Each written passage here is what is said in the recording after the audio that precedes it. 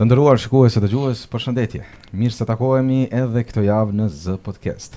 Si çdo javë tjetër përpiqemi të sjellim tema nga më interesantet për ju. Bashkia Islame e Kosovës, Facebook, YouTube dhe Z Podcast në Facebook çdo të martët të premte duke filluar nga ora 20 gjatë muajit Ramazan. Dashur miq, për këtë javë kemi vendosur të sjellim për ju temën ndikimi i besimit tek njeriu. Po ashtu të flasim edhe për Ramazanin, sjelljet e saj, atmosfera e saj, ndikimi i saj tek njeriu e shumë gjëra të tjera. Me ne në studio psikoterapeuti Yll Avdiaj. I nderuar, mirëserdhët. Mirë se u gjeta. Faleminderit shumë për ftesën. Me ndërqofshi. Psikoterapeut është kjo që merret me yoga apo jo? Në fakt, nëse kështu duket, nuk është vetëm kjo, por është ndoshta një qasje ose ndonjë qasje terapeutike e cila e inkuadron edhe këtë ushtrimet e jogës, domethënë atë pjesën fizike, jo atë pjesën e besimit ose adhurimit që ndoshta mund të pas kjo filozofia hindu apo cilës do që i takon. Por si ushtrim fizik, për shembull, është adaptu në procese terapeutike, për shembull, në situata të caktuara kur punoj me trupin. Mirë po, jo domosdoshmërisht çdo psikoterapeut merret me yoga ose bën yoga, sepse kjo varet shumë prej qasjes ose shkollës prej cilës vjen. Tash për shembull me groundin tim vi prej psikoterapisë pozitive dhe psikoterapisë trupore.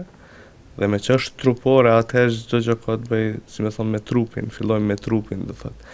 E një ndër to është edhe kjo. Po jo vetëm kjo, po ka edhe ushtrim ose lëvizje tjera, për shembull, fizike, të cilat domethënë ndihmojnë këtij procesi, po jo vetëm ajo.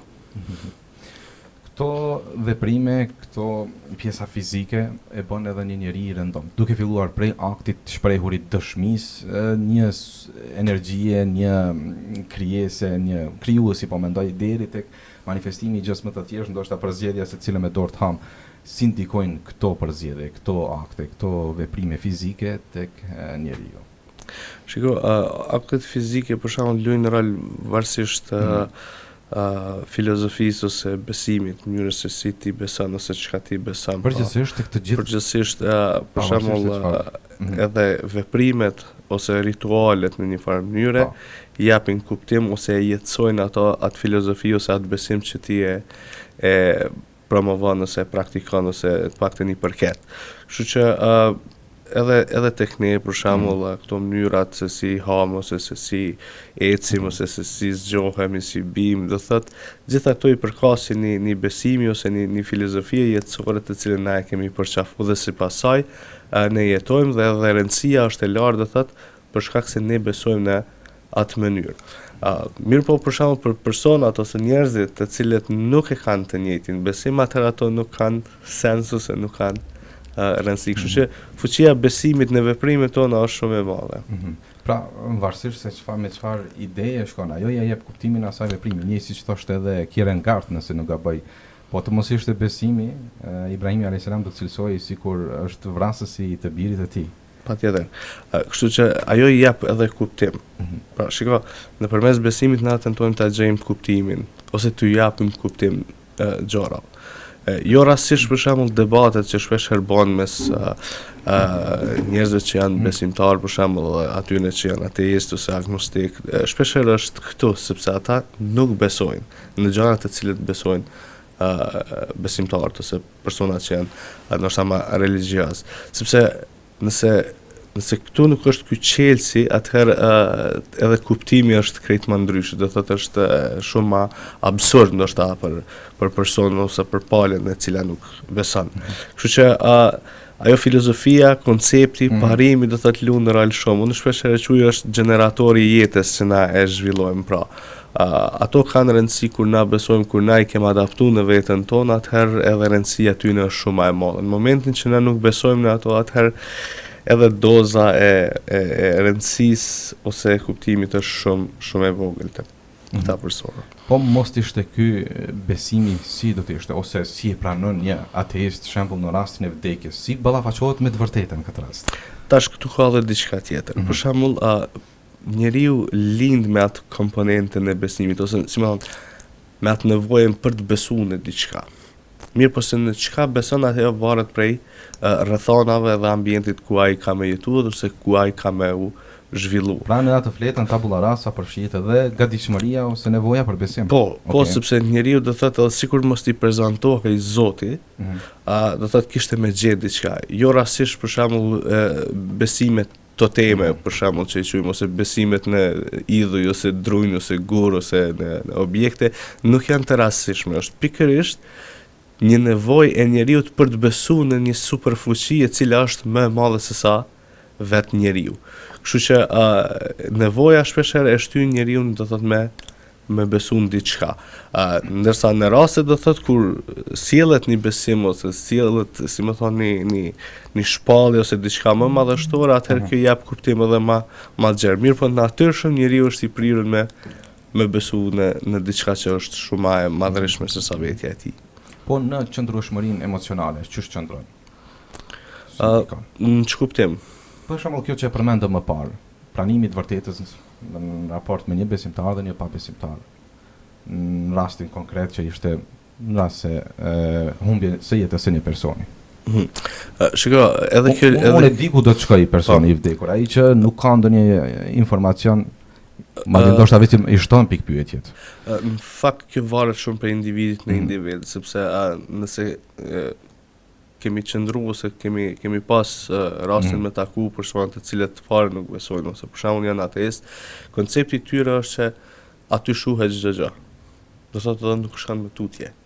Pra ndoshta nuk e lejon vetëm ose të paktën kështu paraqiten. Mirë po, ne nuk mund të supozojmë se si mendojnë ose si ndijnë ata persona. Sepse thash që varësisht se si besojmë, ashtu edhe emocionet tona variojnë. Kështu që mendoj që këto pyetjet ekzistenciale shpeshherë njeriu do thotë e kanë përcjell gjatë gjithë jetës, pra. Disa njerëz për shembull vetëm se e kanë gjetë atë të vërtetën e tyre. Disa nuk e kanë gjetë, ose disa për shembull vazhdojnë me e gjetë, ose duke hulumtu, domethënë duke kalu prej një grupi në grupi tjetër, prej një ideje, prej një feje, prej një botkuptimi, prej një kultin tjetër, do thotë, derisa ta gjejnë atë rahatinë ose atë kuptimin për veten e tyre. Kështu që kjo lidhet do thotë edhe me këto aspekte, derisa njeriu ta gjejnë ato e cila ndoshta i flan në të vërtetë ose ato përgjigje të cilat ai ka. E që shpesh herë këto janë shumë individuale, pra nuk janë shumë kolektive, janë individuale. Po çu ndikon besimi në përballimin e sfidave të jetës përgjithsisht? Shiko, sipas disa studimeve të cilat i kam hulumtu ose gjurmu edhe gjatë kohës kur isha student, domethënë duke përpunuar temën e diplomës, sepse kisha diçka lidhje me religiozitetit edhe aspektit të ekuilibrit në jetë. Kam has studime do thotë të cilat janë bën normalisht në perëndim që personat të cilët janë më religjios, pa më të përkushtuar ndaj fesë dhe besimit, janë më shumë të mbrojtur, si më thonë, e kanë një farë lloj preventive ndaj situatave kufitare, për shembull, se situatave si kur kanë bëjnë me vdekjet, me aksidentet, me humbjet, me dështime, do thotë, e përjetojnë shumë më lehtë për shkak të besimit të tyre, për shkak të caktimit në të cilën ata besojnë.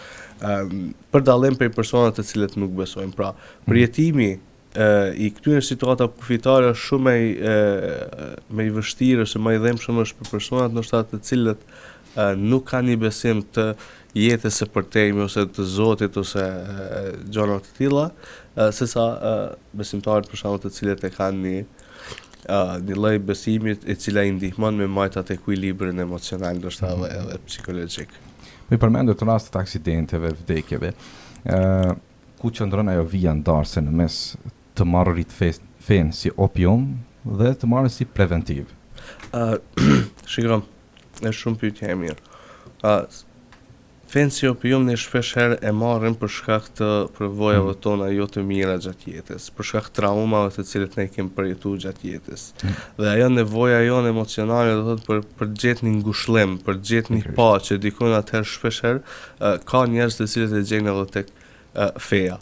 Mirë po nëse në këtë rast edhe feja ose besimi nuk merret ose nuk si më thon, nuk përpunohet ashtu siç duhet ose nuk integrohet mirëfilli në personin, atëherë edhe kjo dozë ka me kalu shumë shpejt.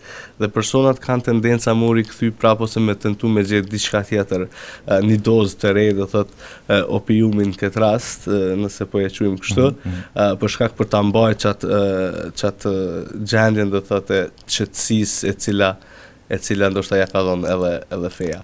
Derisa nuk zhvillohet dia, derisa nuk zhvillohet koncepti, do thotë ta dish ti arsyeën pse ti je fetar, pse ti beson.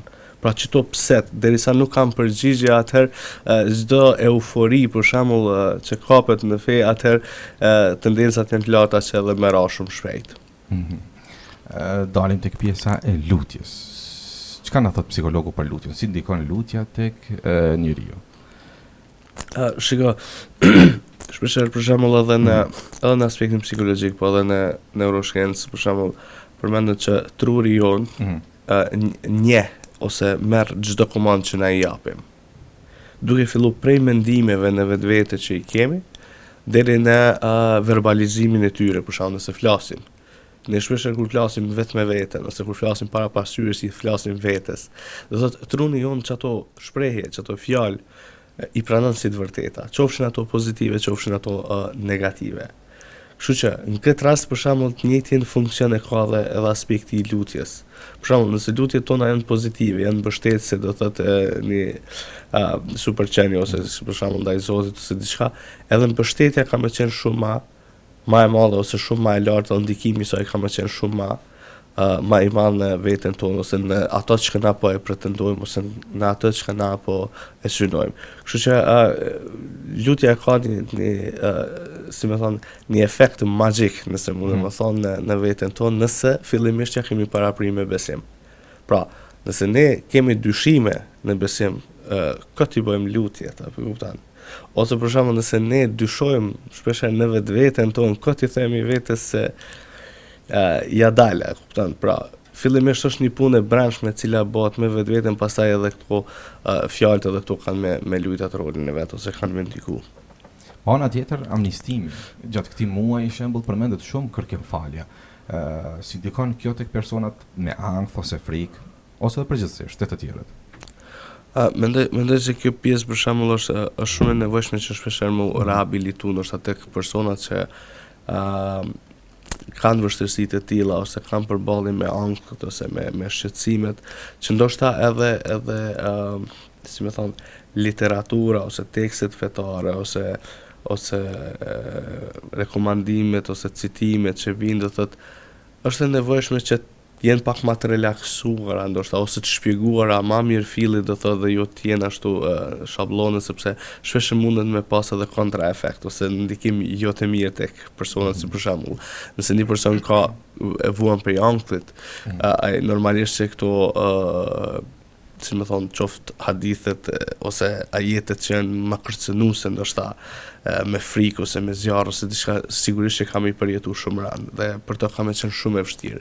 Prandaj për shembull nevojitet që me pas një mësues ose një person i cili të udhëhecin këtë drejtimin shpirtëror, do thotë që me arriti me kuptu esencën e tyre, ku është, do thotë, qoftë për shpërblimin, qoftë për dënimin, që ato me qenë të balancuara të personi. Përndryshe, nëse ne kemi më u kap vetëm të pjesa e dënimit, atëherë kjo ka me qenë një fatalitet edhe përjetimi i fesë ka me qenë i tmerrshëm ose si terror dhe jo si paqe. Për elementeve të besimit është edhe besimi në amshim, vendosja rrjedhimisht edhe përcaktimi të një qëllimi jetësor. Si ndikon kjo në funksionimin e jetës? Mendoj se në kontekstin e besimit kjo është ai qelësi i gjitha kësaj. Pra, nëse ne nuk praktikojmë ose nuk e jetësojmë ato që besojmë, atëherë ne jemi vetëm duke pretenduar dhe nuk jemi real në ato që po e themi. Këto e thojnë edhe autor, për shembull, jo fetar, sikur Sigmund Freudi, i cili është shusi ateist ose si hebrej pa Zot. Pra thot, nëse ti nuk jeton konform besimit që e pretendon, thot ti je duke gënjur. Kështu që mendoj që këto gjitha kanë kuptim, do thotë, si për botën tjetër, si qëllimet, si synimet, si ritualet që na i bëjmë, si lutje, do thotë, të gjitha e kanë qëllimin në ato që na besojmë, pra në konceptin. Përndryshe nuk kishin me pas as pak sens për njeriu. Jemi akoma në muajin Ramazan. Si e ke vrejti, si po ndikon ky Ramazan? Edhe në njeriu si individ, po edhe si qenie sociale.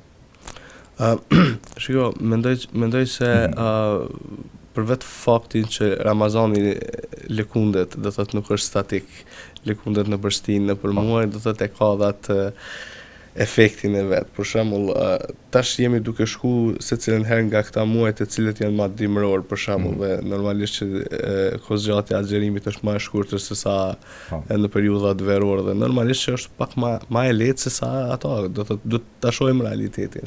Mirë po mendoj për ata të cilët e kanë sfidu veten për shembull në kohët verore, do thotë ku ka qenë diku në 17 orë nëse nuk gaboj, përafërsisht ashtu. Do të agjerim në kushtet nxehta, do thotë, këto Ramazanet dimrore do thotë janë shumë atleta ose shumë atjeshta për t'i agjeruar ose për t'i kalu.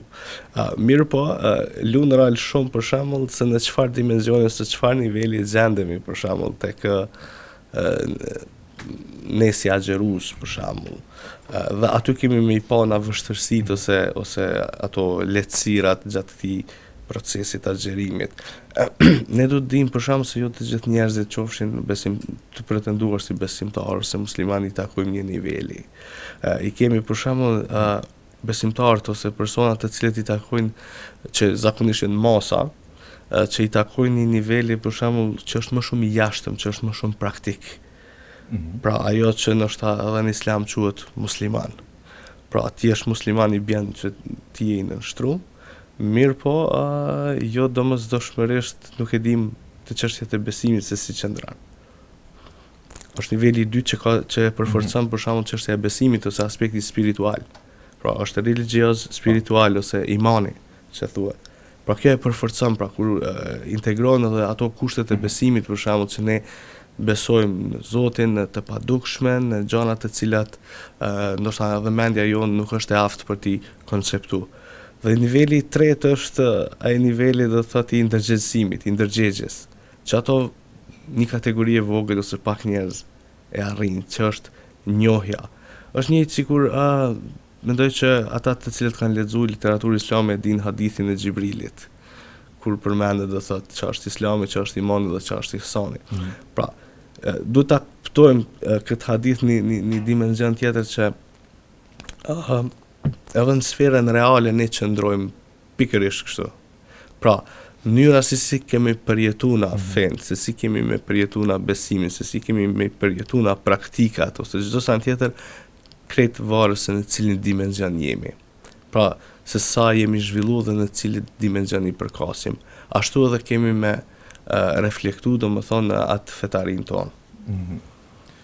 Është kjo kohë ideale për të njohur me të tri elementet që i përmendet pra ta shiqojmë fen ta marrim edhe si përjetim, jo vetëm si praktikim i zbrast ndoshta ndonjëherë. Patjetër, sepse pikërisht kështu është edhe problemi shpeshherë. Ne për shembull zojmë njerëz të thuhet për shembull që tregojnë për shembull se në kohët e tyre kur kanë agjeru, kanë hangër msheft, kanë pirë msheft, do thotë. Pikërisht kjo është ajo, do thotë se nëse përkasim rangut parë atëherë ajo të cilës ne i ruajmë janë njerëzit, mos na shohin njerëzit ose të pretendojë ose të paraqiten para njerëzve kështu, që njerëzit më shohin si person fetar, si njeri mirë, si ku e di, si praktikues e tjera. Mirë po, se ç'a do bëjmë shef ky person, do thotë ajo është si mungesë e këtyre dimensioneve tjera. Po nëse një person për shembull i takon edhe niveli i dytë, pra ka plotësuar të parin, është edhe i të dytit, atëherë normalisht që ka më qenë pak më e fuqishme, por prap edhe manifestimi i aspektit fetar ka më qenë shumë emocional. Pra këtu i kemi, nëse dojmë pa një perspektivë tjetër, këto tri dimensione e kemi dimensionin fizik, dimensioni emocional, edhe dimensioni i arsyes. Pra të tri nivelet janë. Dhe nëse i shohim si tërësi këto tri, atëherë këto e bëjnë atë plotësimin ose i japim atë plot kuptimin e fjalës të qenurit person i devotshëm ose qenurit një musliman ose një besimtar i mirëfill. Shembull është leximi po bëhet në mënyrë të përbashkët. Namazet po bëhen më shumë në mënyrë të përbashkët. Madje edhe ushqimi, darka, iftarin këtë rast, po bën në mënyrë përbashkëta, si ndikojnë këto në gjendjen emocionale? Shiko, na jemi edhe qenje sociale, këto duhet me pas parasysh, dhe normalisht se afërsia ose frekuentimi me njerëzit, duke fillu prej familjes edhe me njerëzit e tjerë, me shoqërinë, atëherë është shumë një farë lloj plotësuese për neve. Pra, është një lloj i plotësimit një motivit tonë që është ndjenja e përkatësisë, pra, ndjenja e dashurisë dhe ndjenja e përkatësisë. Këto dy ndjenja, këto dy motive na i marrim vetëm kur bashkëveprojmë me njerëzit, kur jemi në kontakt me njerëzit. Dhe kjo është një mundësi e mirë që për shembull Ramazani përveç se e rekomandon ose bën thirrjen to, edhe e ofron në një farë mënyrë dhe njerëzit e nin ose harmonizohen me këtë gjë. Mirë po, kjo nuk e përjashton edhe individualitetin, për shembull, ku ka momente të caktuara, si për shembull sikur 10 ditët e fundit që zakonisht sipas literaturës islame për shembull, ose sipas profetit alayhis salam do thotë që itikafi ose si më thonë vetmimi është i preferueshëm. Pse? Sepse ne kemi nevojë kanjëherë me u vetmu edhe me reflektu me veten tonë. Mos harroj të ceki për shembull edhe në rande terapeutike që gjatë leximeve kam hasë, edhe pse në rajonet tona ajo nuk ka ardhur akoma, mirë po kam hasë, po ekzistoi këtu në botë një lloj terapie që quhet monk terapi, ose si më thon terapia e murgjve. Tash sipas shpjegimit do thotë kur murgjit e krishterë do thotë kohës së hershme, duke u marrë do thotë me popullatën ose me hallet dhe me dertet e njerëzit dikur, thotë e kanë nisit nevojshëm të shkputen prej atij vendi, dalin, të shkojnë diku në shkretir ose në një mal dhe të qëndrojnë për disa ditë. Do thotë derisa të dliren ose të pastrohen për gjitha atyre do thotë çështje aspekteve psikoemocionale, do thotë ngarkesave psikoemocionale që ata ndoshta i kanë akumulu. Kështu që edhe autorë tjerë për shembull, edhe filozofë dhe psikologë si për shembull si Jungu, i cili e përmend për shembull vetmimin si pjesë të rëndësishme, do thotë ai i cili thotë arrin embelsinë e vetmimit, thotë ka më qenë shumë e vështirë thotë me dash më rikthy pastaj pratë në kontakte me njerëzit. Kështu që kur po flas për vetmimin, nuk po flas për qenurit vetijak ose distancimit ose çka po është vetmimi me qëllim të reflektimit. Ose në gjuhën angleze për shembull quhet solitude. Pra që ka dallim prej loneliness. Sepse në gjuhën shqipe na mungon duket ka pak fjalë për më shumë me i shpreh këto, kështu që po na duhet ka pak edhe për anglishtës me i deshifru. Kështu që kjo solitude ose që kjo terapia e vetmimit do thotë është pikërisht në Ramazan edhe ditë e fundit. Kur ne për shembull tërhiqemi, ndoshta jo deri në atë pikë të izolimit, po tërhiqemi si për shembull prej shumë gjërave të përditshme që na i kemi bërë, për shembull kontaktet me njerëz. Shiko, është e pamundur të jesh në kontakt me njerëz të mos përfolesh ose të përgojosh diçka, do thotë, sepse na jemi njerëz dhe rrshasim shumë shpejt. Kështu që ideja e reflektimit ose izolimit ose vetmimit me veten, me Zotin, do thotë, është shumë e mirëseardhur dhe është shumë reflektuese për secilin individ i cili për shembull ka mundësi me praktiku. Dhe në fund kemi edhe festën e Bajramit, sa është e rëndësishëm finalizimi, kurorëzimi i një projekti një mujor, për që kështu. Shiko, ne për shembull në jetën e përditshme flasim gjithmonë për lumturinë, se si me arrit lumturinë, dhe çdo dytin person nëse dalin në rrugë dëshiron me qenë i lumtur. Mirë po ne duhet të kuptojmë se lumturia nuk është diçka që ne arrijmë dhe ajo vazhdon gjithmonë. Lumturia është diçka që varet për një veprimi të caktuar. Pra, për një punë të caktuar, për një synimi të përhershme status. Po, nuk është status i përhershëm. Pra është diçka që don mund edhe angazhim ose që është një qëllim të cilin ti e ke arrit dhe si rezultati i arritjes së atij qëllimi do thotë vjen edhe kjo ndjenja e lumturisë. Pra, ose në aspektin tjetër neurobiologjik për shembull, mund të më shpjegoj si lirohen ato hormonët ose neurotransmeteret të cilët na janë përgjegjëse për gjendjen tonë që ne më qenë të lumtur, të relaksuar ose të gëzuar, të harreshëm e tjera. Pra, kur na kemi arrit këtë finale, këtë qëllim, atë normalisht që kemi mundi të gëzuar. Prandaj për shembull nëse ne për një muaj ditë kemi agjëruar ose kemi bërë ibadet ose mund, sepse shiko, sado që ne përjetojmë Ramazanin lehtë, thonë nuk po e ndi ose diçka, Ramazani në sens është i vështirë. Është i vështirë. Do thotë është një përvojë, është një sfidë goxha e vështirë. Sepse shiko, është më rëndësi për shembull për me për me reflektu në aspektin psikoemocional është më rëndësishme me abstenu për ushqimeve. Sepse shpesh herë ndoshta edhe problemet që na i kemi me shëndetin tonë është për shkak të ushqimeve dhe konsumit që na e bëjmë. Dhe pse na bëjmë konsum të pakontrolluar është pikërisht për shkak të gjendjeve psikoemocionale të papërballueshme dhe ne i përdorim si një lloj zaventësuesi. Dhe në këtë rast kur ne abstenojmë prej ushqimeve, na japim mundësi do thotë gjendjes tonë psikoemocionale me u shfaq.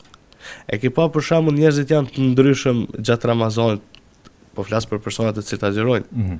Disave i japet mundësi me u shfaq, do thotë nervoza ose të më thonë zemrimi.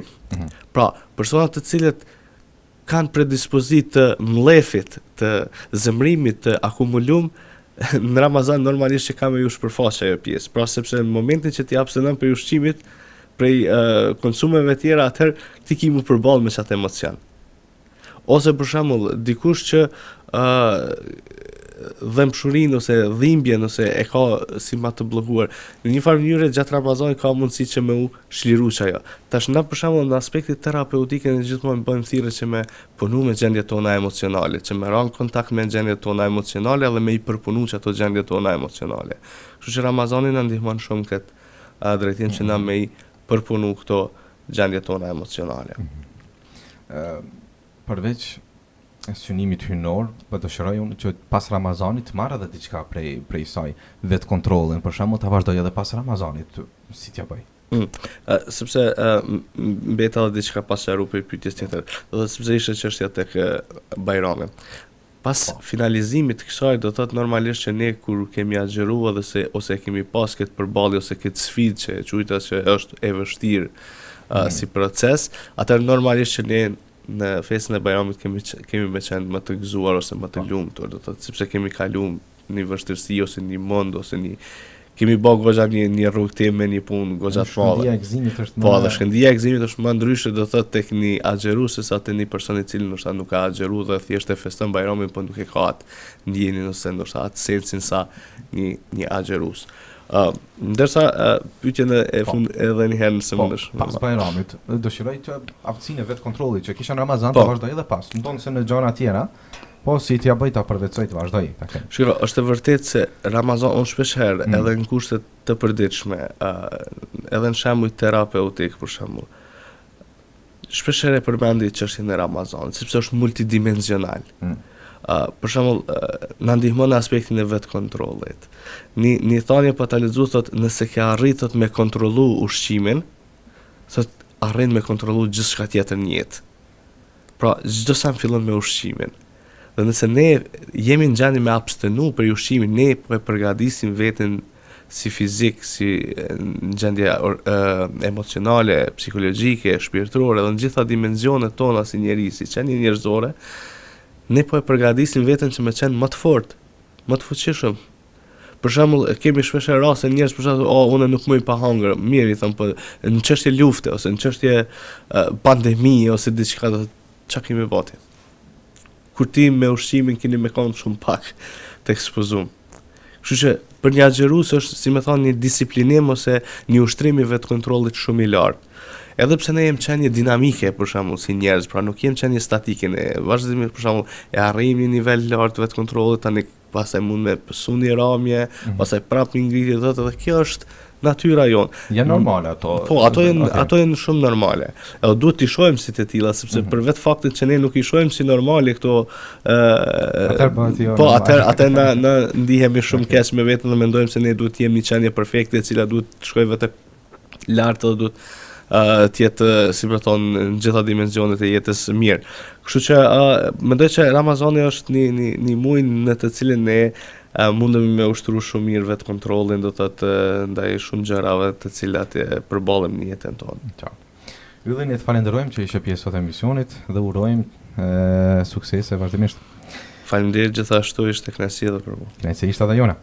Dashur miq, ishte ky emisioni sotëm Z Podcast. Uroj të keni kaluar çast të këndshme të dobishme. Në vazhdim agjerim të këndshëm ibadetet të planuara. Me kaq po përmbyllim emisionin e sotëm deri në emisionin e ardhshëm. Mirëmbëjtje, natën e mirë, selam aleikum.